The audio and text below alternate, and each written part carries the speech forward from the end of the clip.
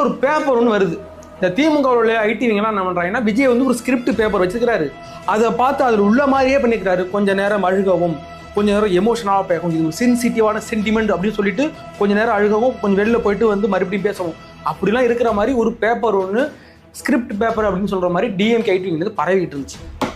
அது சில பேருக்கு உண்மையா பொய்யா ஏன்ட்டா இன்றைய சூழலில் ஏஐ உலகத்தில் எது உண்மை எது பொய்ன்னு கண்டுபிடிக்க தரல. அதனால இது என்ன அப்படிங்கிறது நிறைய பேருக்கு குழப்பமாக இருக்குது. சில பேருக்கு தெரியும் அது ஏஐ அப்படிங்கிறது, சில பேருக்கு கன்ஃபியூஷனாக இருக்கும்.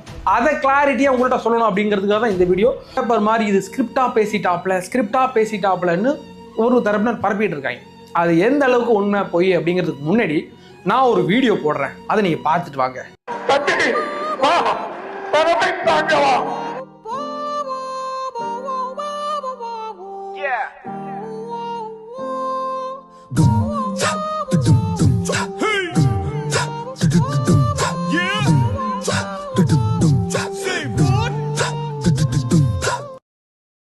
இப்போ வீடியோவை பார்த்தீங்களா?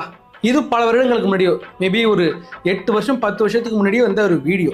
அதுக்கு அவங்க ஒரு ஸ்கிரிப்ட் பேப்பர் வச்சுருக்காங்கப்பா. எனக்கு தெரியாமல் போச்சுப்பா, அதை உங்களுக்கு தர்றேன். அந்த ஸ்கிரிப்ட் பேப்பர் நாங்கள் சைடில் போட்டுருவோம். துரைமுருகன் மார்பில் கை வைத்து தழுதழுத்த குரலில் பேச வேண்டும் அப்படி அந்த சிவாஜி கணேசா பேசாப்பில் அதே மாதிரி நம்ம துரைமுருகன் அவர் பேசினார்.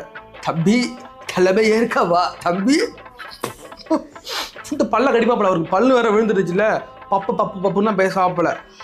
அண்ணா எப்படி எங்களை வழிநடத்தினாரோ அதே போல அந்த அண்ணாவை போல நான் உன்னை பார்க்கிறேன் தம்பி கடிப்பாப்புல, பல்ல கடிப்பாப்புல.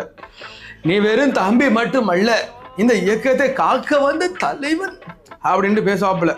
கேமராமேன் ஸ்டாலின் பக்கம் கேமராவை திருப்ப வேண்டுமா? துரைமுருகனின் வார்த்தைகளை கேட்டு நிகழ்ச்சியில் தலை குனிந்து நமக்கு யாரு, நம்ம ஸ்டாலின் ஐயா